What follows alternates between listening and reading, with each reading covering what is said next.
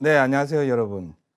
오늘 달라진 시대, 달라진 세대, 달라진 미디어 이용이라는 주제로 여러분께 강의를 드릴 박성호라고 합니다. 저는 이제 언론학 박사를 최근에 패스를 했고요. 현재는 MBC 플러스 미디어 사업센터 부국장으로 지금 재직 중입니다. 그래서 오늘 제 강의는 제가 뭐 전문 강사도 아니니까, 물론 이제 제가 언론계 종사를 일부 하고 있긴 있지만, 언론사 종사하는 사람으로서 어떤 얘기가 아니라 일반적인 일반인으로서 제가 살아오면서 미디어를 어떻게 이용했고 미디어가 어떤 문제가 있고 이런 것에서 느꼈던 것을 전해드리는 경험담 중심의 강의라고 생각을 하시면 되겠습니다. 그래서 편안하게 저 강의를 들어주시기 바랍니다.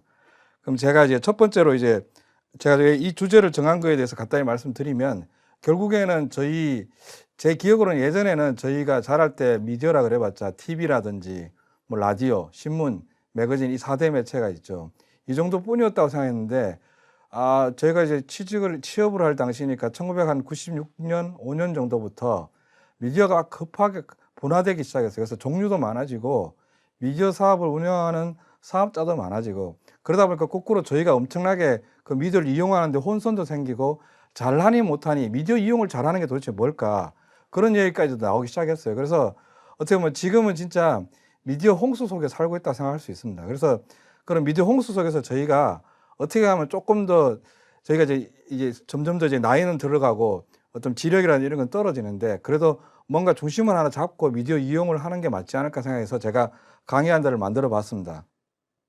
네, 그래서 제가 먼저 제 강사 소개를 잠깐 해야 될 것 같아요. 제가 강사 소개를 조금 장황하게 하는 이유는, 결국에 제 강사 소개에 나와 있는 제 프로필 내용들이 결국 어떻게 보면 아까 경험을 말씀을 드린다 중심으로 해서 강의를 드린다고 했기 때문에, 제 프로필을 조금 읽어보면 제가 왜 이런 강의들을 하는가 하는 것을 좀 이해할 수 있기 때문에 조금은 이해 도움되라고 해서 프로필을 조금 장황하게 써봤습니다. 저는 일단 학교는 서강대 사회학과를 나왔는데요. 바로 이제 어느 모 언론사에 들어갔는데, 사실 언론사 재직을 하면서 개인적으로 컨텐츠를 만든다든지 또는 미디어를 운영한다든지 그런 경험들을 젊은 시절부터 계속 해왔어요. 그러다 보니까 약간 회사 일과 어떤 개인적으로 미디어를 이용하는 게 조금 다른 라인을 가져간 거죠. 그래서 대표적인 예를 들면, 저는 2004년도에 논필성 생태동화 매미 여름 내내 무슨 일이 있었을까라는 동화책을 쓴 적도 있고요. 심지어는 1998년도부터 드가이 다큐멘터리 이야기라고 홈페이지 아시죠? 홈페이지에 다큐멘터리 웹진을 운영한 적도 있고요.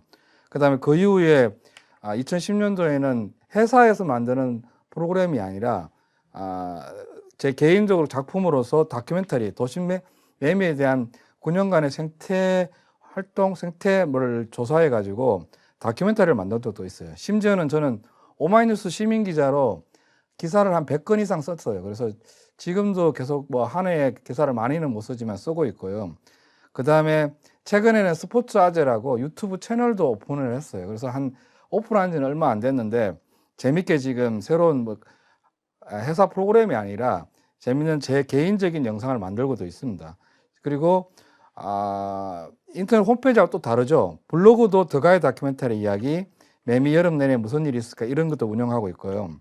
그래서 보면 참고로 저는 이제 언론사에 종사했는데 방송 프로그램 제작 PD 출신입니다. 그래서 뭐 나이가 좀 연배가 있으니까 직접 제작은 하지 않는데, 그러다 보니까 영상 쪽으로 많이 했는데, 보시면 제 미디어를 운영한 거나 아니면 제가 만든 컨텐츠를 보면 반드시 영상만에만 국한되어 있지 않잖아요.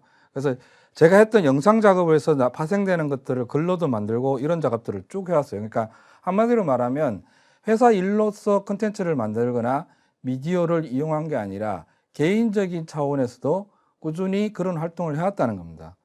그리고 이제 조금은 이제 학술적으로 보면, 저 이제 서강대에서 사회학과 전공하고 난 다음에 회사를 다니면서 서강대 언론대학원에서 석사를 했고요. 그 다음에 최근에 올해 지금 이제 아직 그 학위가 지금 마르지, 잉크도 안 마른 상태라고 할 수 있죠. 지금 이제 2022년 8월 달에 제가 동국대에서 언론학 박사를 패스를 했어요. 그래서 지금 현재 이제 올해 처음으로 이제 박사가 된 거고요. 그 다음에 그 중간에는 제가 한 5년 동안 그 광주에 있는 조선대에서 겸임 교수로 주말에만 내려가서 방송 제작에 대해서 강의를 한 적도 있어요. 그 뭐 회사로 따지면 뭐 저희가 지금 현재 다니고 있는 회사가 한 4번째 정도 되는데 대부분 다 뭐 언론사라든지 케이블 TV라든지 이런 곳에 있었고 그 회사에서 했던 업무는 주로 이제 제작이나 편성을 많이 하다가 지금 현재 다니는 회사에 와서 이제 방송사의 어떤 경영 전략이라든지 아니면 뭐 미디어 운영이라든지 정책이라든지 이런 부분도 일을 했고 이쪽에서 제작국장이라든지 사업국장도 했습니다. 그래서 제가 이제 박사를 하게 되면서 이제 약간 제 학술적인 경향을 조금 보면 저는 이제 PD 출신이지만 학문적으로는 제작이라든지 제작 이론이라든지 이런 쪽이 아니라요. 대부분 다 매체 경제학 또는 미디어 경영학에 가까운 논문들을 주로 썼습니다. 그래서 석사 때는 CJ그룹을 분석을 해가지고 CJ그룹의 미디어 전략 행위에 대해서 질적 방법론으로 연구를 했었고요. 그래서 이 논문이 당시에 서강대 연대원 졸업할 때 시어스 논문상을 받았을 거예요. 이번에 이제 박사학위 논문은 지상파 방송사의 창고화 전략, 창고화라고 해서 컨텐츠를 하나 만들면 1차 창구는 TV에서 뭐 그 다음은 이제 OTT의 VOD로 뭐 3차 창구는 또 다시 어디 케이블 PP로 이렇게 연속으로 다양한 창구에 유통하면서 매출을 제고하는 그런 전략을 창고화 전략이라고 하는데 지상파 방송사의 창고화 전략의 변화가 창고화 성과라든지 실제 시장 구조에 어떤 영향을 미치는지를 갖고 올해 이제 박사 논문을 써가지고 통과가 되었습니다. 그래서 약간 논문의 내용적인 성격을 좀 자세히 보면 제작이나 이런 것보다는 같은 컨텐츠에 대한 어떤 학술적인 연구지만 주로 이제 매체 경제학적 관점이나 어떤 미디어 경영학적 관점에서 논문을 주로 많이 썼어요. 그래서 제가 오늘 강의 드리는 건 사실 이 분야하고는 별로 관계는 없고요. 오히려 앞부분에 제가 말씀드린 그 저의 이력들 있잖아요. 왜 회사 생활을 하면서도 결국에는 뭐 책도 쓰고 무슨 다큐멘터리 홈페이지도 운영하고 블로그도 운영하고 최근에는 뭐 저희가 뭐 20대 크리에이터도 아닌데 결국에는 뭐 지금 스포츠 아재라고 유튜브 채널을 만들어서 운영도 하고 있고 뭐 그다음에 다양한 활동을 하고 있는데 제가 이렇게 미디어 이용을 하다 보니까 사실은 오늘 저희가 이런 강의를 할 수 있게 된 것 같아요. 그래서 다음 페이지를 잠깐 넘어가 보겠습니다. 지금 이제 제가 앞전에 제가 어떤 매체를 만들었고 어떤 컨텐츠를 만들었고 뭐 이런 얘기 했잖아요. 개인적으로. 그 사례들을 제가 이렇게 캡처를 해왔어요.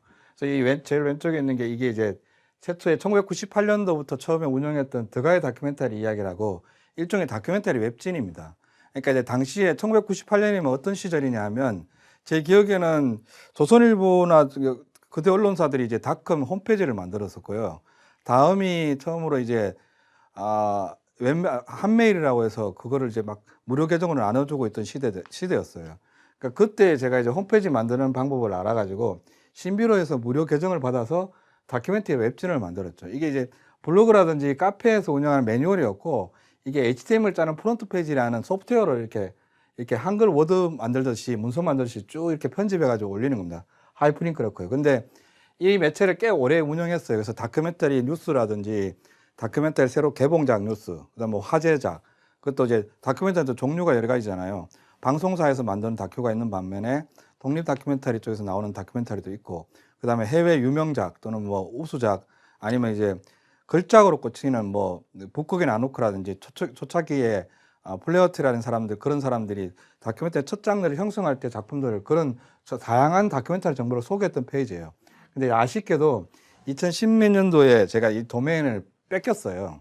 도메인 재등록을 못하는 시절에 하는 걸 깜빡하고 있는 사이에 어떤 회사가가 그 도메인을 점유를 하는 바람에 한 3년 동안 못하고 닫았어요. 그래서 그 이후에 좀 이게 너무 불편해가지고 결국 다른 블로그라든지 이런 다른 방식으로 좀 넘어갔습니다. 그래서 두 번째는 오마이뉴스 기사들입니다. 제가 오마이뉴스 초창기부터 시작해서 제가 거의 현재까지 기사를 한 100건 넘게 썼는데요. 사실은 초기에 시민 기자가 막 활성화될 때 그때 초창기 멤버라고 할 수 있죠. 그래서 당시에 비하면 지금은 기사를 많이 쓰진 않아요. 한 해 많이 쓰면 뭐 요즘은 한 해에 두세 건밖에 못 쓰고 있는 상황인데 그렇게 해서 오마이뉴스 초기 기자 활동을 쭉 했었고요. 그다음에 요게 이제 가장 최근에 만든 겁니다. 이게 스포츠 아재라고 유튜브에 이제 구독자가 217이라고 돼 있는데 오늘 기준으로 한 220명 된 것 같아요. 그래서 최근에 한 몇 개월 전에 처음으로 제가 이제 스포츠 활동하는 거를 영상으로 찍어가지고 5분 내지 뭐 1분짜리 클립들로 해서 이렇게 채널 계정을 유튜브 채널을 하나 열었어요. 실제로 유튜브 채널은 한 몇 개 되는데 요걸 요즘 제일 열심히 지금 하고 있습니다. 그리고 또 다른 활동으로 뭐가 있냐면 다른 활동으로 뭐가 있는지를 제가 이제 뒤에 이제 강의를 하는 중간중간에 제 뒤에 어떤 활동들 좀 자세히 설명하는 페이지에 지금 캡처를 해놨습니다. 그래서 제가 오늘 강의 드리려고 하는 내용의 본론으로 좀 들어가 보겠습니다. 그러니까 제 기억으로는 여러분 미디어가 뭐라고 생각하세요? 실제로 미디어는 정확하게 말하면 매개체를 의미하잖아요. 그래서 사실은 저희는 가장 원론적으로 보면 이 음성이라든지 문자가 가장 원론적인 미디어 형태라고 할 수 있습니다. 이건 제가 이제 제 사견을 말하는 게 아니라 커뮤니케이션 연구라든지 미디어 연구에서 나온 거죠. 그 다음에 이제 그와 조금 유사하지만 문자도 사실 시각적인 거지만 그림이라든지 이런 것도 결국 미디어입니다. 그 다음에 저희가 아트라고 생각하고 있는 소설이라든지 연극이라든지 이런 것도 결국에는 미디어의 한 형태입니다. 그 다음에 나중에 이제 이 음성이나 문자를 갖고 글자를 갖고 이제 이 1대1 커뮤니케이션 할 때 조금 그거에 대한 경제성이라든지 어떤 효율성을 높이기 위해서 탄생한 게 먼 거리에도 보낼 수 있는 우편이라든지 이런 것도 미디어입니다. 근데 이제 저희가 지금 현재 미디어 이용이 어렵니 뭐니 이렇게 말하는 건 실제로는 이런 1대1 미디어, 그러니까 그런 거에 문제점을 말하는 건 아니죠. 결국에는 그 이후에 나타났던 TV, 라디오, 신문, 잡지, 심지어는 요즘 이제 OTT라고 하는 뭐 아주 애매한 용어입니다. 그 다음에 이제 뭐 팟캐스트, 뭐 인터넷 신문, 블로그 이런 것들이 사실은 조금 복잡해지다 보니까 미디어 이용도 어려워지고 그 폐해가 나타나더라 이런 얘기들이 나오고 있는 거죠. 그래서 사실은 정확하게 말하면 이거는 매스미디어입니다. 매스가 불특정 다수에서 에게 대량으로 발송되는 그 메시지 전파 방식을 담고 있기 때문에 저희는 이제 매스미디어라 그러고 그 안에 매스미디어를 통해서 메시지가 전달되는 과정들을 저희는 매스 커뮤니케이션이라고 하는 거죠. 그래서 실제로 일반적인 미디어 활동이나 커뮤니케이션 활동 자체에 문제가 되고 있는 게 아니라 결국 이 영역이 문제가 되고 있는 겁니다. 그래서 잘 보시면 실제로 1대1 커뮤니케이션 과정에서는 사실은 저희가 미디어 이용에 대한 문제라든지 이런 얘기가 안 나왔어요. 근데 중요한 건 그 다음에 1대 다의 커뮤니케이션 형식인 매스미디어가 등장하고 난 다음에 미디어 이용이 어떠니, 미디어가 사회적으로 엄청난 영향력을 미치니 이런 얘기들이 나오기 시작한 거죠. 결국에는 1대 다의 커뮤니케이션이 가능한 매스미디어의 탄생은 인류에게 엄청난 효용이라든지 문화적인 새로운 진보를 가져온 건 사실이지만요. 거꾸로 말하면 인간이 또는 사람이 미디어를 이용하는데 그냥 개인적인 어떤 자기만의 난리지라든지 자연 상태에서 그냥 별 사전 난리 지식도 없이 미디어를 이용하는 게 힘들어진 시대가 바로 1대 다 커뮤니케이션 방식을 추구하는 매스미디어 시대라는 거죠. 그래서 초기에 이 미디어는 결국에는 어떤 사람과 사람 또는 집단과 집단 간에 의사소통을 하는 도구였어요. 근데 이제 이게 1대 다의 커뮤니케이션 형식으로 넘어가면서 어떤 게 추가가 되냐면 정보 수집 기능이 나왔어요. 여러분 뉴스란 걸 자세히 보시면요. 그 뉴스를 방송사나 신문사가 전달해 주지 않으면 어떤 특정 모르는 곳에서 일어난 사건이라 이런 것들을 뭐 다른 장소에 있는 사람이 알 수가 없죠. 그걸 누군가가 대신 해주는 거죠. 그럼 우리는 이제 그 뉴스를 보면서 우리한테 필요한 정보를 수집하는 거죠. 근데 이제 여기서 끝나지 않고 이 매체 자체가 자 뉴스를 읽는데 그러니까 사건 사고의 뉴스를 읽는데 저랑 어떤 일반인 개인한테 모든 게 다 영향을 미치진 않잖아요. 그냥 그런 사건이 있었더라. 근데 이제 그 뉴스를 읽는 행위 자체가 오락의 기능도 있는 거예요. 자, 그러면 이제 이 오락의 기능이 극대화된 게 비뉴스 콘텐츠들이 있죠. 드라마라든지 뭐 다른 TV의 예능이라든지 이런 것도 있는 거죠. 그것도 이제 매스미디어를 통해서 전달이 되니까 그 안에서 파생되는 메시지들이 분명히 있는 거죠. 그래서 매스미디어가 탄생하면서 저희의 미디어 활동은 단순한 커뮤니케이션, 1대1 커뮤니케이션 과정을 넘어서서 정보 수집 형태로 갔고 그 다음에 다시 오락의 기능까지 부과가 됐다는 거죠. 그래서 순서를 잡아 보시면 정보 수집 기능이 여전히 강한 게 신문은 여전히 정보 수집적인 게 있어요. 근데 TV는요. TV는 어떻게 됐든 간에 오락의 기능이 훨씬 강합니다. 왜냐하면 이게 개인이 어떤 미디어를 이용하는데 투여하는 데 들어가는 에너지의 양이 신문이 훨씬 낮아요. 신문이 훨씬 높고요. 왜냐하면 글자를 다 읽어야 되니까요. TV는 저희가 읽는 행위를 하지 않아도 그 안에서 오디오나 비디오라는 또 다른 요소가 부과가 돼서 내용 전달이 되죠. 그래서 저희가 훨씬 더 작은 에너지를 들이고도 이 미디어를 이용할 수 있는 게 TV예요. 그러다 보니까 이 TV는 오라이 기능이 가능할 수밖에 없다는 거죠. 그러니까 뉴스를 똑같은 팩트 뉴스를 전달할 때 신문 기사가 전달할 수 있는 정보 양이 훨씬 많아요. 근데 대신에 우리는 그걸 읽는데 시간이 훨씬 오래 걸리죠. 근데 TV 뉴스는 대신에 강력합니다. 비디오라는 걸 사용해서 뉴스를 전달하기 때문에 그 뉴스의 임팩트는 월등히 강한데 사실 뉴스의 길이가 짧기 때문에 정보량은 떨어질 수 있는 거죠. 근데 이제 정보량이 떨어지다 보니까 오락의 기능에 더 가까워지는데 유리해진 거죠. 그래서 근데 이게 정말 자세히 보시면요. 이 중에는 사실은 저희가 참 문제 있다 뭐 이런 미디어들 많잖아요. 요즘 뭐 예를 들면 TV 얘기도 많고요.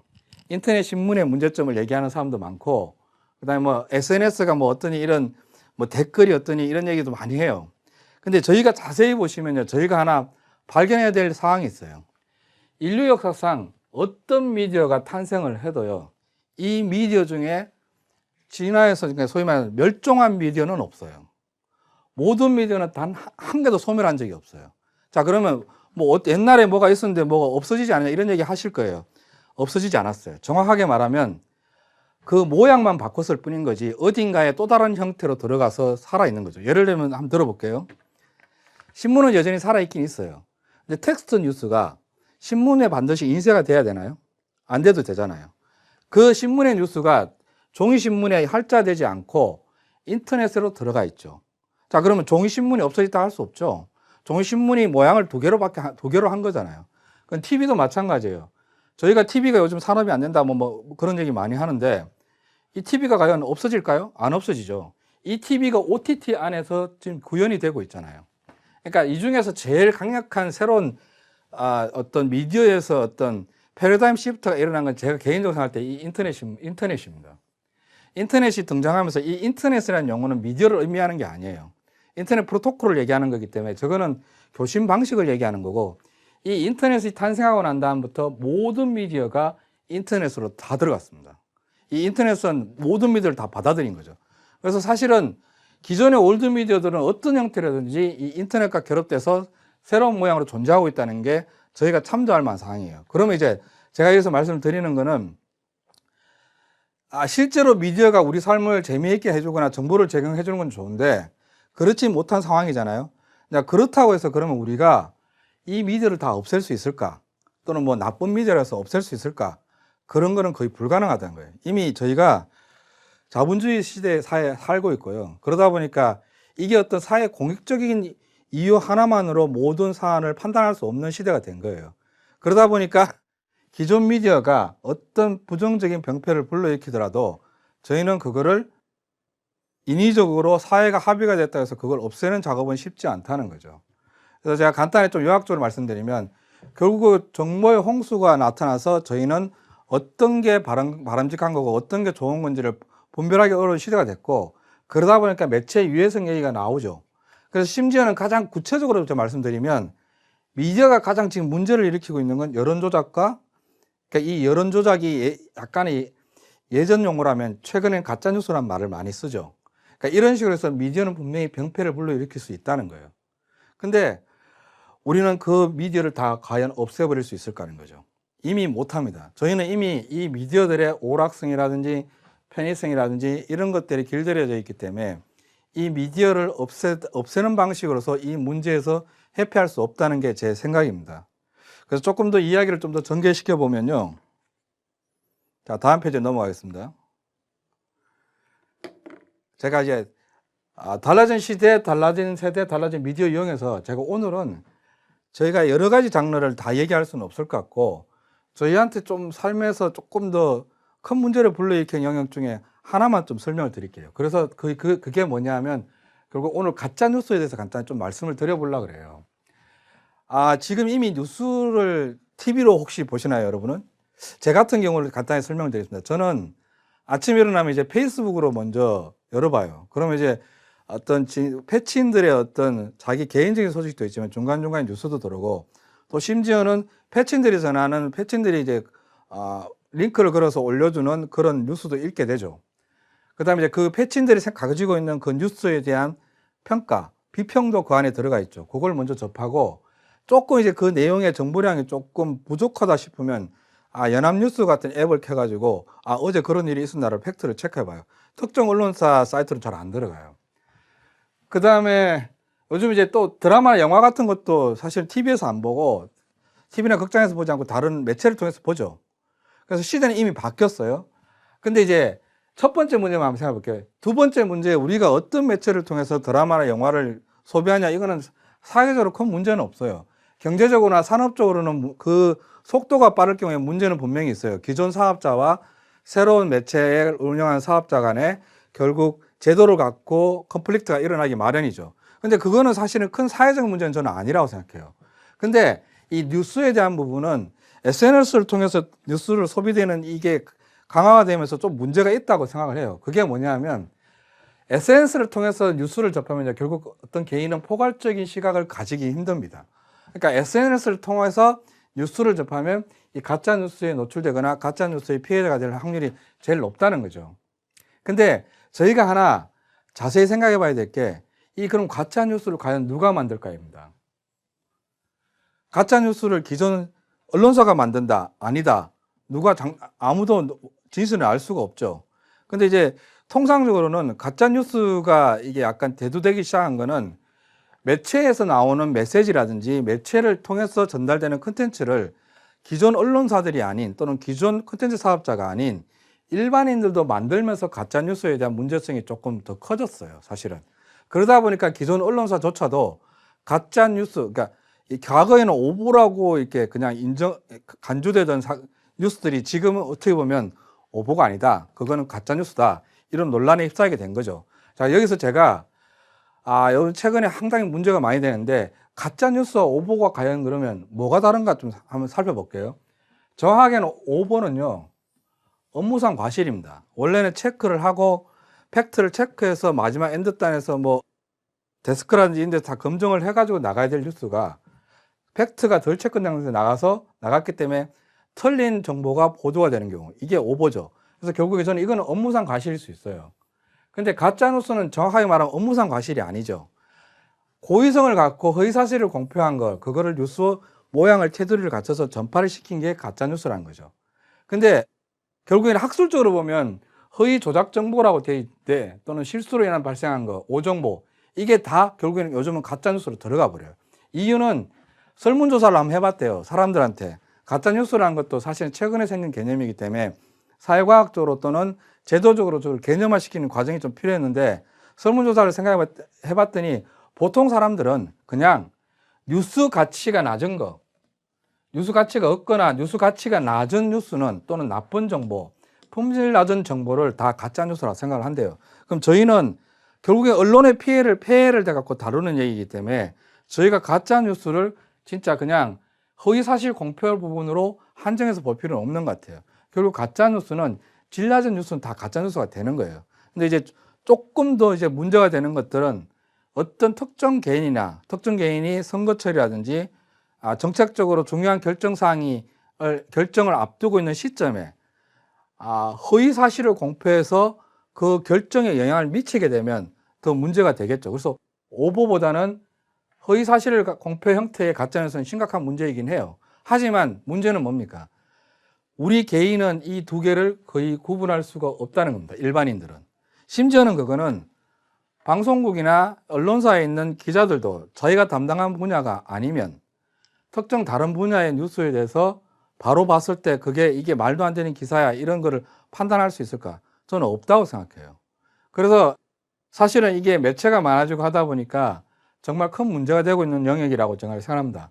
자, 그러면 이제 저희는 이 가짜 뉴스에 대해서 어떻게 대응하고, 저희가 사실은 그러니까 시니어가 좀 되면 아무래도 이제 이런 뉴미디어 디바이스를 뭐 조작하는 거라든지 이런 부분에서 조금 젊은 세대보다 점점 더 조금 뒤떨어지게 되죠. 그래서 사실은 결국에는 어떤 뉴스가 나와도요, 좀 부지런하면요, 여기저기 다 좀 확인을 해보면 인터넷에 있는 자료만 갖고도 어느 정도 팩트 체크 가능하긴 해요. 근데 문제는 그거를 그렇게 팩트 체크를 하는 어떤 주체가 그 활동을 하는데 개인차가 다 생길 수밖에 없다는 게 문제인 거죠. 결국에는 뭐냐면 가짜 뉴스는 모든 대중을 넘어선다는 얘기입니다. 그래서 제가 그러면 자, 이런 환경에서 저희가 과연 어떤 식으로 해서 가짜 뉴스에 대응하고, 대응이 아니죠, 가짜 뉴스를 가려내고 이런 걸 하는 능력을 키울 수 있을지, 그거에 대해서 조금 제가 다음 장부터 좀 설명을 드리려고 합니다.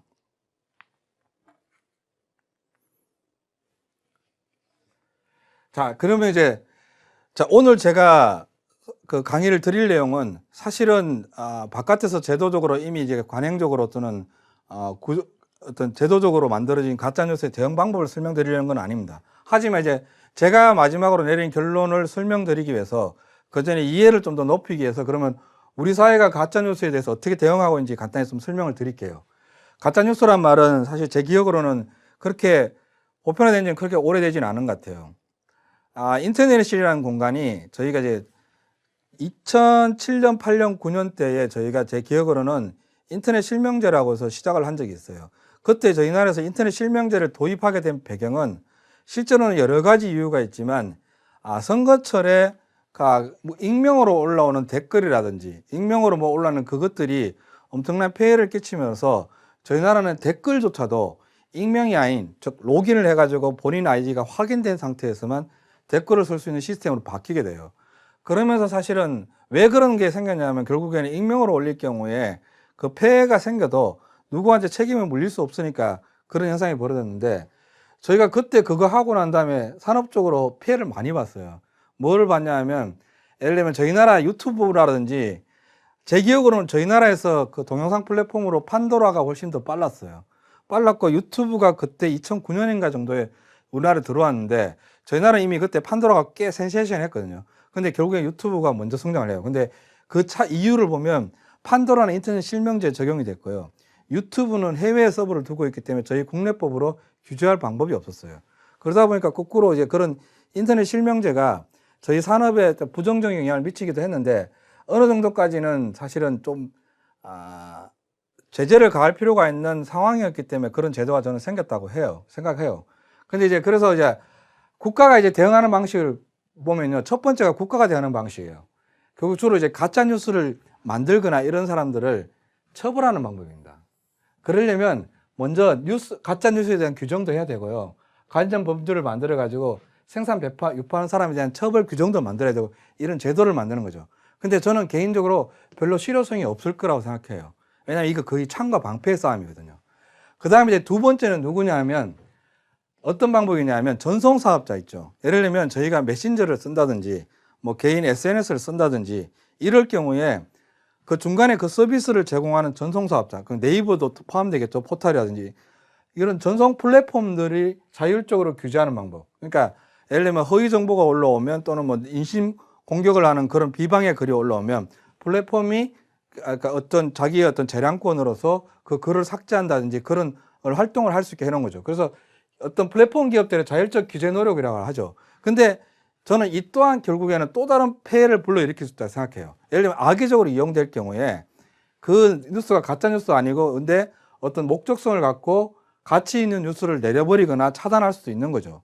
이 기업이라는 건 사실은 저는 개인적으로 보면 이런 거예요. 기업하고 정부 중에, 국가 권력 중에 신뢰성이 누가 낮을까 생각하면 기업은 정말 믿을 수 없는 존재예요. 왜냐하면 이게 이윤을 기반으로 해서 이윤을 추구하는 기업이기 때문에, 공공상이라든지 공공의 선을 위해서 추구하는 기업이 아니기 때문에, 주체들이 아니기 때문에, 이들이 자율적 규제를 하는 목적은요, 자기 플랫폼이 또 양질화되고 좋은 서비스로 남아가지고 이용자가 이탈되지 않고 이용자가 꾸준히 늘기 위해서 하는 활동이거든요. 절대 이거는 공공의 선을 위해서 자율적 규제를 하는 게 아니에요.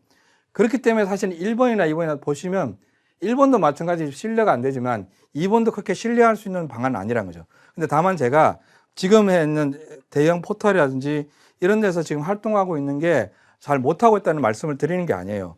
그 기업은 언제든지 바뀔 수 있겠죠. 근데 그 지위에 있는 기업들은 결국 이 논리의 이윤이라는 것에서 어떤 자유롭지 않은 기업들이기 때문에 결국 자율적 규제를 하더라도 목적성이 다르고, 목적성이 다르기 때문에 문제는 계속 나타날 수 있다는 겁니다.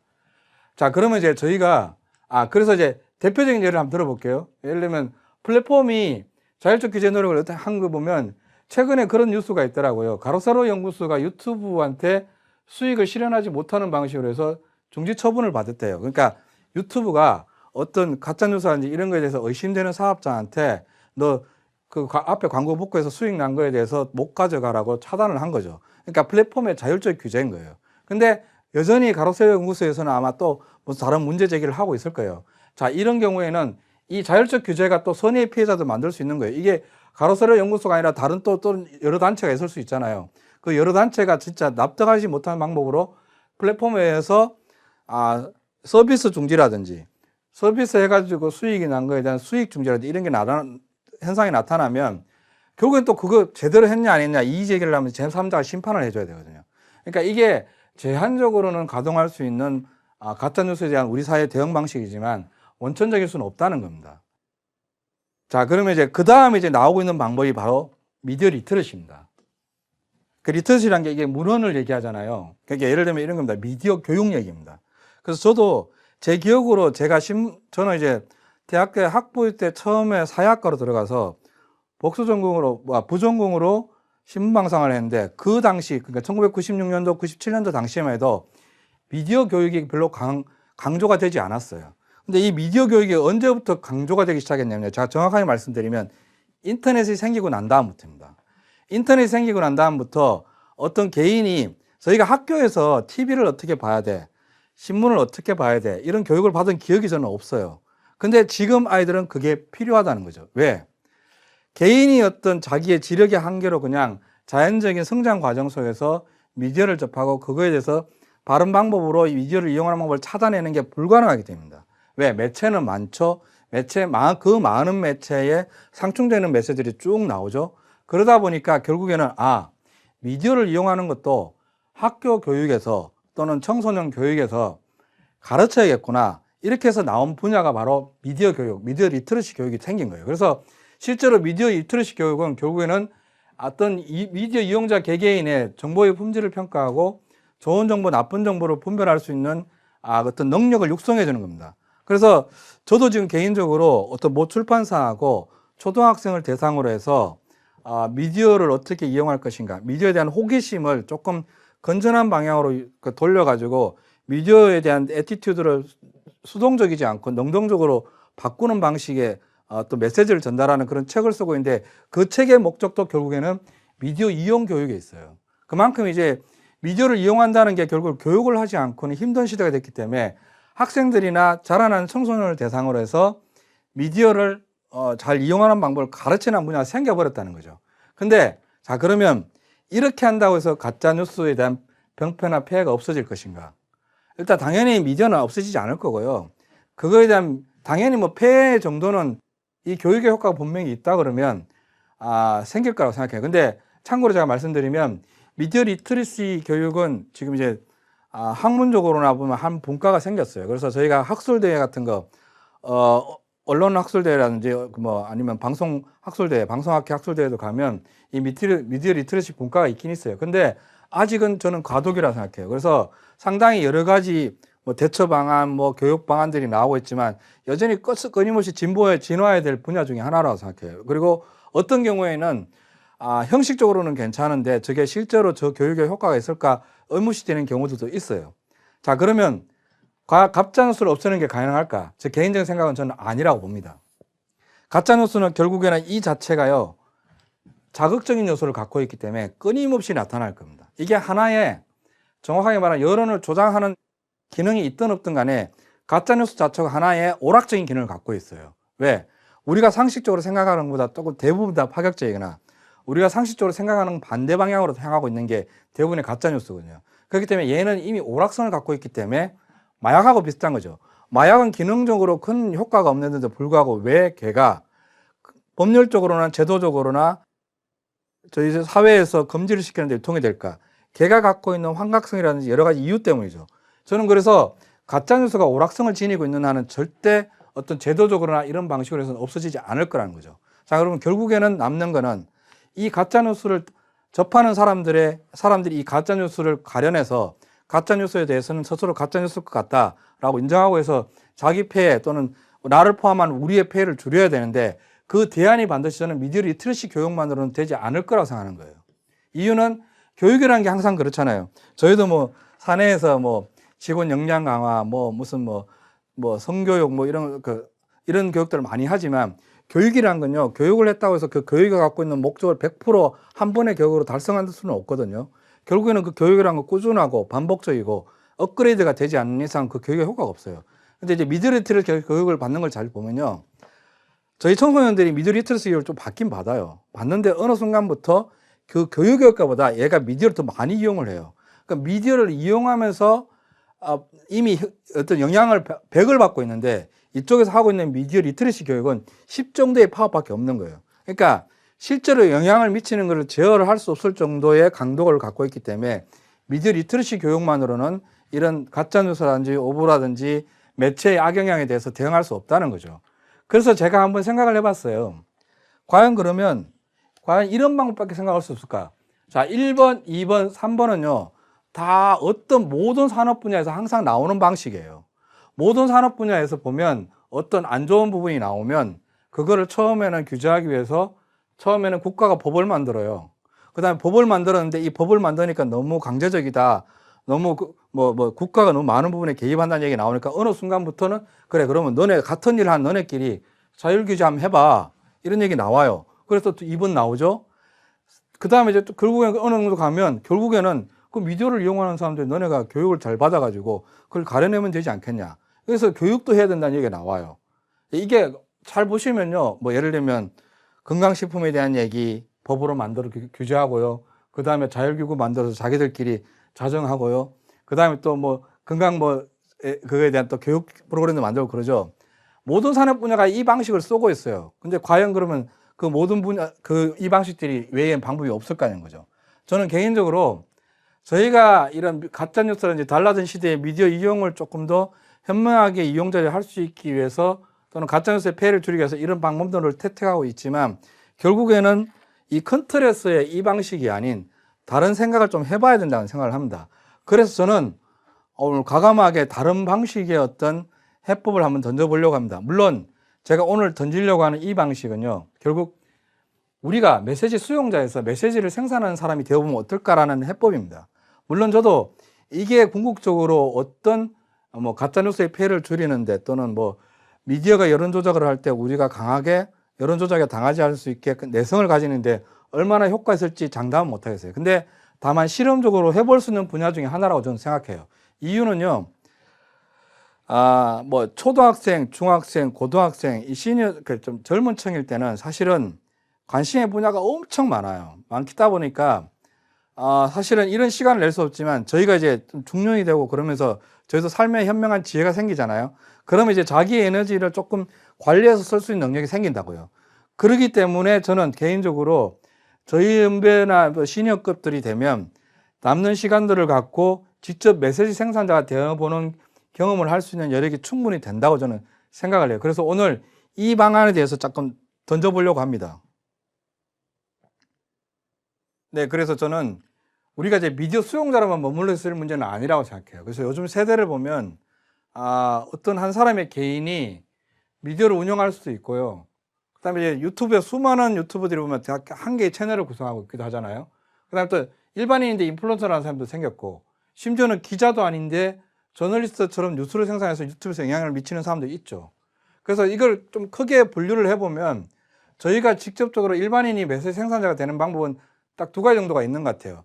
처음에는 하나는 SNS 같은 걸 이용하는 방법이 있죠. 그래서 저희 SNS에서 영향력 있는 인플루언서들 많이 나타났잖아요. 근데 이제 요거는 이제 일반적으로 이제 그 매체를 구체적으로 지정을 한 거고, 크게 분류를 하면 두 가지가 있어요. 오픈 미디어를 이용하는 방법이 있고 1인 미디어를 이용하는 방법이 있어요. 그래서 특정 기자나 특정 방송사 종사는 그 메시지 생산자나 컨텐츠 생산자가 아닌 일반인한테 메시지 생산과 컨텐츠 생산을 열어놓은 경우가 오픈 미디어고요. 그래서 대표적인 케이스가 오마이뉴스 같은 게 있죠. 오픈 미디어는 뉴스를 생산하는 좋은 체험 기회를 제공하지만 사실은 무조건 개인한테 자율권만 부여되는 건 아닙니다. 그다음 두 번째는 이제 자기가 1인 미디어를 운영하는 방법이 있습니다. 그래서 미디어 몽골라든지 여러 가지 채널들을 보면 한두 명의 사람들이 유튜브에 한 개의 뉴스 채널을 운영하기도 하고, 심지어는 블로그도 결국에는 1인 미디어에 해당될 수 있겠죠. 옛날에 아프리카의 BJ 활동도 그렇고, 그래서 여러 가지의 형태의 일반인들이 메시지 생성할 수 있는 툴들이 생겼어요. 그래서 저희는 뭐 UCC란 말을 쓴 적도 있고요. UCC가 아마 제일 초창기에 생겼던 얘기 같아요. 근데 그 전에 저희는 블로그란 말이 있었고요. 그다음에 요즘에는 뭐 크리에이트니 뭐 이런 말을 많이 쓰잖아요. 근데 결국에 최근에 현상을 좀 보니까 현재 종점은 유튜브로 가고 있는 것 같아요. 이유가 유튜브는 1인 한 나라의 바운드에 정해져 있지 않기 때문에 그 전파력이라는 게 해외까지 가는 거죠. 저희가 미얀마 사태, 미얀마에 있었던 어떤 소요를 어떻게 하냐. 채널에서는 안 나오니까 유튜브를 통해서 알게 됐잖아요. 그러니까 그 미얀마에서 유튜브 채널을 운영하는 사람들은 그 메시지의 전달이 해외로 가기를 바랬을 것 같아요. 그래서 제가 뒤에 제가 메시지를 직접 생산했던 경험으로서 제가 어떤 미디어를 운영했고 어떤 오픈 미디어와 어떤 1인 미디어를 운영했는지를 한번 살펴보도록 하겠습니다. 네, 제가 앞부분에 제가 직접 방송국에 종사하는 어떤 PD이기도 하지만 제가 회사 일이 아닌 개인적인 일로 무슨 일을 했는지를 조금 뒤에 설명을 드린다고 했잖아요. 제가 보면 이제 오마이뉴스의 시민기자로 활동했단 말이에요. 근데 대부분 다 보면 제가 관심 있는 분야라든지 이런 것들을 많이 썼는데 이 중에서 몇 가지를 보면 뭐 17년 매매 이런 게 나타나가지고 미국에서 난리가 난 적이 있어요. 이런 노출을 국내에 전달한 적도 있고요. 그 다음에 TV 프로그램을 미스터 선샤인이라는 드라마를 보고 미스터 선샤인의 일제강점기 충무로의 모습이 나오는데 그게 뭐가 문제가 있고 뭐가 어떤 게 재현이 잘 됐고 거기에 로직이 뭐가 틀렸고를 다룬 기사도 한번 한 적이 있어요. 요건 이제 역사적인 이야기지만 이게 현존하는 문제입니다. 제가 이 사진을 2개 올려놨는데 가만 보시면요. 이건 이 충무로는 혼정통이라고 1910년 넘어서 이제 충무로에 1인 거리가 생기면서 요게 신세계백화점 있는 그 한국은행 건너편에 있는 신세계백화점 대각선에 있는 중앙우체국 바로 옆 골목이에요. 이 혼정통 본 입구인데 이때 그림이랑 이거는 현재거든요. 현재 충무로 입구 명동이라고 부르죠. 명동 입구 그림이에요. 거의 비슷해요. 그러니까 이런 어떤 저희한테 시사한 바나 큰 뉴스를 좀 써봤어요. 뭐 다큐멘터리를 소개하는 적도 있고요. 그 다음에 이제 청년 창업가들이 어떤 새로운 방식으로 해서 기사를 쓴 것도 가게를 운영하는 것도 제가 기사를 써서 전달한 적도 있어요. 꽤 이거 반응이 좋았어요. 근데 이게 회사 일이 아니죠. 제 개인적으로 기사를 쓴 거죠. 근데 이제 이게 제가 설명을 드린 것 중에 이제 왜 오마이뉴스 같은 시스템을 먼저 설명을 드리냐면 개인이 메시지가 생산자가 되는 방식이 2가지가 있어요. 하나는 첫 번째는 이제 이렇게 오픈 미디어를 이용하는 방법입니다. 그러니까 오픈 미디어라는 건 뭐냐면 현재 모든 메시지, 기사를 생산하거나 드라마를 만들거나 컨텐츠를 만들거나 이런 거에 모든 미디어 컨텐츠 또는 미디어 언론 관련된 그에서 컨텐츠를 생산하는 방법, 기사를 생산하는 방식이 보면 폐쇄형이에요. 뭐냐면 방송사가 육성한 전문 PD, 방송사가 육성한 전문 기자가 뉴스를 생산하고 드라마를 생산하죠. 근데 오픈 미디어라는 것들이 있어요. 대표적으로 오마이뉴스는 내부에 자기 오마이뉴스 기자가 있지만 시민 기자들이 기사를 써서 올려요. 그래서 비율이 꽤 상당히 시민 기자께 훨씬 많을 거예요. 그래서 미디어 이용자가 직접 기사를 생성할 수 있게 어떤 기사를 쓸 수 있는 윈도우를 열어놓은 경우를 오픈 미디어라고 그래요. 그 오픈 미디어의 대표적인 케이스가 저희 나라에는 오마이뉴스가 있는 거죠. 다른 것도 또 있죠. 유튜브도 결국에는 오픈 미디어일 수도 있고요. 여러 가지 형태의 오픈 미디어를 지금 성장하는데 제 기억으로는 가장 성공한 모델이 오픈 미디어가 오마이뉴스가 아닐까 생각해요. 그래서 이 오픈 미디어를 이용하면 좋은 점이 여러 가지가 있어요. 사실은. 그러니까 뭐냐면 이게 자기가 쓴 기사를 관리하는 방안인데요. 보면 여기 이제 자기 기사가 어디에 올라가 있는지 표시도 되어 있고요. 수정을 요청할 수도 있고요. 편집국하고 메시징으로 이렇게 커뮤니케이션도 할 수 있어요. 그래서 제가 보면 이런 오픈 미디어를 조금 경험을 해 보시면요. 기사 작성을 굳이 일일이 여름이나 어떤 한겨레 문화센터라든지 여러 군데를 보면 기사를 작성하는 아카데미 같은 게 가끔 이벤트성으로 열리고 심지어는 상시 프로그램도 있어가지고 기자에서 기사를 어떻게 쓰는지도 훈련을 할 수가 있어요. 근데 그 시간을 만들어가지고 거기서 뭐 돈 내고 정기적인 강습을 받아가기가 어렵잖아요. 그때에 굳이 그런 데를 가지 않더라도 오마이뉴스에 내가 기사를 게재를 해가지고 채택되고 수정되고 이런 과정들을 하게 되면 취재와 기사 작성 등의 훈련이 일부 가능할 수 있습니다. 저는 오히려 학교 교실에 또는 강의실에 앉아가지고 기사는 이런 거야. 이런 거는 저는 개인적으로 이제 유튜브에 다 찾으면 있거든요. 이미 있고, 그 다음에 또 블로그라든지 이런 것들에도 기사 작성법 이런 거 뭐 취재 방법 이런 거 잘 많이 올라와 있죠. 근데 그거는 일방적으로 듣는 연습 강의인 거지 훈련은 아닌 거죠. 그래서 기사를 직접 써보고 그게 채택되는 과정들을 겪으면서 기사를 그러니까 시민 기자가 될 수 있는 방법은 이런 오픈 비디오를 사용하면 충분히 훈련이 가능하다는 거죠. 그래서 저는 뭐 제가 쓰는 방식이 기사는 아니었겠죠. 근데 처음에는 근데 이제 이 과정을 거치면서 처음보다는 지금 요즘은 이제 수정이 훨씬 적어졌어요. 제가 보내면 어떤 뭐 저쪽 편집국에서 뭐 요거는 날리고 요건 팩트 체크 됐냐, 요건 저작권이 있다 없다 뭐 이런 걸 체크를 해줘요. 그래서 오픈 미디어를 통해서 한번 기사를 작성하는 거를 연습을 해보는, 그러니까 연습이자 연습이 아니죠. 이건 실전이 되는 거죠. 그래서 이런 거를 이용해서 오픈 미디어를 통해서 한번 어떤 메시지 생산자가 될 수 있는 방법이 있고요. 또 다음으로 넘어가 보겠습니다. 그다음 요거는 블로그예요. 제가 저는 이제 아직 개인 티스토라든지 이런 걸 하지 않고 블로그만 하기 때문에 블로그 샘플 2개를 가져왔어요. 그래서 왼쪽 거는 제가 아까 다큐멘터리 매미에 관한 다큐멘터리 만들었기 때문에 서가의 매미 이야기라고 해서 지금 하나 운영하고 있는 블로그고요. 하나는 다큐멘터리를 처음에 이제 제가 제작 피디를 할 때 주로 처음에 접했던 장르가 다큐멘터리라서 또 그래서 다큐멘터리 사이트도 운영하고 해서 그 다큐멘터리 사이트가 없어지고 난 다음에 그때 이제 이후에 이제 노출할 공간이 있던 윈도우 채널이 필요해 가지고 네이버의 더가이 다큐멘터리 이야기라고 요게 더가이 다큐멘터리 이야기입니다. 그거를 하나 만들었어요. 그래서 2개 정도 블로그 몇 개 더 되네요. 잘 운영 안 해서 그렇지. 이런 걸 지금 하고 있어요. 근데 이제 얘는 오픈 미디어 개념이 아니라 일종의 1인 미디어입니다. 뭐냐면 유튜브의 채널을 개선하는 것도 결국 1인 미디어를 의미하는 거고요. 아프리카나 이런 데에 채널을 개설해서 DJ가 활동하는 것도 그 1인 미디어 형태죠. 그래서 1인 미디어의 특징은요. 이게 쓰여진 내용 또는 만들어진 컨텐츠에 대해서 서비스 사업자가 개입하지 않아요. 서비스 사업자가 이렇게 만들어야 된다, 이렇게 올라야 된다. 저작권을 위반하거나 초상권에 약간 우려가 있거나 이런 것들에 대해서는 약간 나중에 사후에 뭐 연락이 올 수도 있겠지만 대부분 이 1인 미디어의 특징은 뭐냐면 메시지를 생산해서 올린 일반인 주체가 다 책임을 져야 되는 매체들입니다. 그래서 이 블로그도 마찬가지고요. 다음에 보여드리는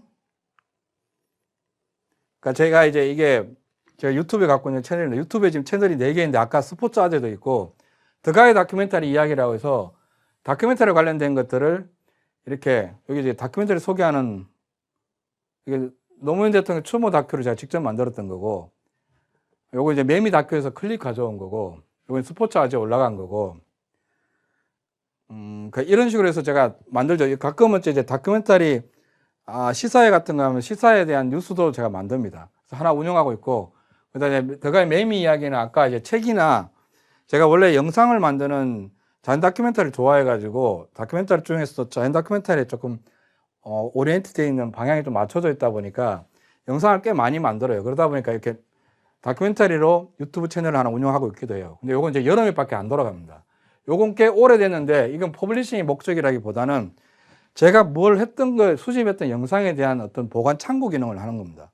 근데 하여튼 제가 이게 그냥 저만 보자고 해서 올려놓은 건 아니죠. 누군가가 이걸 볼 수도 있는 거잖아요. 그러니까 결국엔 퍼블리싱이 돼 있는 채널인 거죠. 퍼블리싱이 돼 있는 컨텐츠인 거고 퍼블리싱이 되고 있기 때문에 얘는 채널의 기능을 하는 거죠. 다만 이건 1인 미디어라는 겁니다. 모든 책임을 이 채널이 운영하는 사람이 져야 되는 거예요. 자, 이 경험이 왜 중요하냐면요. 저희가 언론 보도를 가짜뉴스 다 마찬가지지만 그게 뭐 명예훼손, 소상권 침해, 뭐 그 여러 가지 내용들이 나오잖아요. 그건 다 미디어에다가 되고 뉴스가 되면요. 뉴스를 만든 사람은 책임을 져야 돼요. 근데 아까 말했듯이 오마이뉴스처럼 오픈 미디어를 이용할 경우에는 그 플랫폼하고 또 전송사업자랑 기자랑 같이 책임을 져요. 그러다 보니까 그런 상의도 하고 기사를 고치기도 하는데 얘는 유튜브가 전혀 개입을 하지 않죠. 다만 저작권을 위반할 경우에는 저작권을 위반했다고 해서 관리자 페이지에 떠요. 그러니까 이 책임은 오롯이 이 채널을 운영하고 있는 사람이 져야 된다는 거죠. 이 경험은 너무나 중요한 경험입니다. 자, 잘못된 정보를 올리거나 누구의 초상권을 침해하거나 명예를 훼손했을 경우에 내가 어떤 일까지 겪을 수 있다는 것을 이런 미디어 운영해 보면 바로 알게 되죠. 저도 가끔 그런 게 와요. 왜냐하면요, 얘랑 얘를 채널을 연결을 안 해놨어요. 안 해놨더니 여기에 올라갔던 영상을 여기에 다시 재편집해서 올리면요, 여기에 경고창에 저작권을 위반했다, 침해했다라고 또 와요. 그러니까 이게 둘 간에 연결을 안 시켜놨기 때문인데, 아직까지 제3자한테 뭐 이렇게 수를 당하거나 이런 적은 없는데, 이런 경험들이 결국에는 어떤 매체를 운영하는 사람, 미디어를 운영하는 사람의 책임감을 만든다는 거죠. 그러니까 책임감을 만들면, 내가 이 책임감을 느끼면 메시지를 만든 사람의 책임감이 왜 중요한지도 더 잘 알게 될 수 있죠. 조금 더 설명을 드리자면, 자, 제가 여기까지 설명을 드리고요. 자, 그러면 이제 과연 이제 메시지를 생산하는 게 어려운가? 저는 개인적으로 보면 요즘 같은 시대에 핸드폰 안 하면 옛날처럼 PC에 앉아야만 뭘 만드는 것도 아니고 커다란 카메라를 들고 있어야지 무슨 컨텐츠를 만들 수 있는 것도 아닌 시대잖아요. 이 스마트폰 하나만 있어도 메시지 충분한 파워풀한 메시지 생산자가 될 수 있다는 거죠. 그래서 이제 제가 블로그라든지 오마이뉴스 블로그를 운영하는 법이라든지 오마이뉴스 기자가 되는 법에 대해서는 여기서 말씀을 안 드릴게요. 그건 여러분 너무나 잘 아실 것 같아요. 뭐 이미 블로그를 강의를 들으신 분 중에는 블로그를 운영하신 분도 있고 뭐 이미 오마이뉴스 시민기자도 해보신 분도 있을 수 있겠죠. 근데 하여튼 좀 그 부분들을 좀 다시 한번 되돌아보시기 바라고요. 오늘은 제가 그러면 이제 유튜브 최근에 이제 가장 핫한 게 영상이잖아요. 영상으로 유튜브 계정에 내 컨텐츠를 채널을 만들고 어떻게 하는가에 대해서 간단하게 설명을 좀 드릴게요. 저는 개인적으로 자 핸드폰 하나랑요 간단한 편집기 하나, 이게 이제 제가 왜 요걸 세로로 만들어 놨냐면요, 이게 PC에 있는 편집 툴이 아닙니다. 스마트폰에 있는 편집 툴입니다. 그래서 이 편집한 게 하나, 그 다음에 이제 유튜브를 이용하는 방법 정도만 숙지하고 있으면 아까 말한 제가 보여드렸던 뭐 저 말고도 여러분 박막래 할머니라고 그 왜 손녀하고 여행 다니는 채널이 있잖아요. 근데 그분도 보면 그렇게 어렵게 하지 않거든요. 저희 방송국에 치는 뭐 자막처럼 화려하거나 그러지 않아요. 근데도 그 내용 중심이기 때문에 뭐 영상을 잘 만들어서 저는 그 조회수가 높다고 생각하지 않아요. 그 영상의 진정성 때문에 저는 높다고 생각하는데, 그런 분도 영상을 만들잖아요. 근데 물론 이제 그분은 제가 알고 있기로는 손녀랑 같이 작업을 해요. 손녀가 있고요. 근데 이제 제 경험상 제가 여행레저 TV라는 데에 근무할 때 시니어들을 대상으로 해서 영상 페스티벌, 그러니까 소위 말하면 공모 경쟁을 한번 이벤트로 한 적이 있어요. 그때 이제 영상 동아리들이 꽤 많더라고요. 근데 그 영상 동아리에 이렇게 활동하신 분들이 또 젊은 분은 하도 없더라고요. 대부분 50대에서 60대 분들이 비디오 카메라 하나 들고, 그때만 해도 뭐 프리미엄이 이런 거로 편집을 하시더라고요. 근데 지금은 그런 것도 필요 없다는 거예요. 이런 스마트폰 하나 하고, 이게 빌로라는 앱이에요. 이 앱 정도 하나 있으면 뭐 영상 편집이야 뭐 다른 영상들 보면서 레퍼런스 하면서 편집을 하면 되는 거고. 그러니까 저희가 영상을 편집할 때 영상도 문법이기 때문에 사실 로직들이 있어요. 어떤 뭐 클로즈업을 어떻게 써야 되고 풀샷은 어떻게 써야 되고 뭐와 뭐 다음에는 뭐를 붙여야 되고 이런 로직들이 있는데, 그거는 정확하게 영상으로 메시지를 생성하는 드라마라든지 영화에서는 그 경우에서는 상당히 중요해요. 근데 사실은 이런 예능 콘텐츠라든지 이런 데서는 사실은 크게 편집의 어떤 로직들이 그렇게 중요하진 저는 않다고 생각해요. 편집이 조금 부족하면 자막으로 보강을 하기도 하니까요. 그 저희 아주 대표적인 일화가 있잖아요. 제가 듣기로 삼시세끼인가 그 프로그램을 촬영하고 왔는데 그 촬영한 내용이 너무 내용이 별로라서 결국엔 자막으로 승부를 걸었다 그러더라고요. 그게 예능이니까 가능했죠. 만약에 그게 드라마였다면 불가능했죠. 그래서 이제 이런 편집 툴 하나 있고, 편집하는 방식은 쉽게 배울 수 있고요. 이런 유튜브를 이용할 수 있는 정도의 기술만 습득하시면 유튜브로 바로 되는 거예요. 자, 그래서 유튜브에서 이제 무슨 컨텐츠를 만들지는 그건 뭐 개인 취향에 따라 다르죠. 그러니까 예를 들면 뭐 자기가 스포츠를 좋아하면 뭐 스포츠 컨텐츠를 만들어 본다든지, 아니면 어떤 분은 자기 여행 다니는 거, 여행 유튜브 참 많더군요. 여행 유튜브가 보니까 먹방을 하는 유튜브가 제일 많고요. 제가 보니까 두 번째가 여행 유튜버가 많더라고요. 보니까 컨텐츠를 참 만드는 게 어떤 좋은 장소만 발견하면 사람들이 그 멘트보다는 그 풍광이나 이런 거에 대해서 상당히 매력을 느끼기 때문에 여행 유튜버 많은 것 같아요. 그래서 저는 이 스마트폰 하나면 모든 게 가능한 시대이기 때문에 저희같이 시니어 좀 중년을 넘어가시는 분들도 메시지 생산자가 충분히 될 수 있다고 생각을 합니다. 그래서 오늘 제 강의를 조금 마무리하자면요, 제가 왜 이런 얘기를 하면요. 그럼 제가 왜 메시지 생산자가 되어보라고 추천하는지 잠깐 정리를 해볼게요. 자, 그러면 이게 우리가 개인적으로 이 나이에 엄청난 인플루언서가 돼가 박막래 할머니처럼 구독자 120만이 돼서 그걸로 돈을 벌자가 아니라는 거예요. 자, 지금 생각해서 저도 지금 구독자가 스포츠자가 한 220명밖에 안 했는데 이걸로 돈을 벌 수 있겠어요?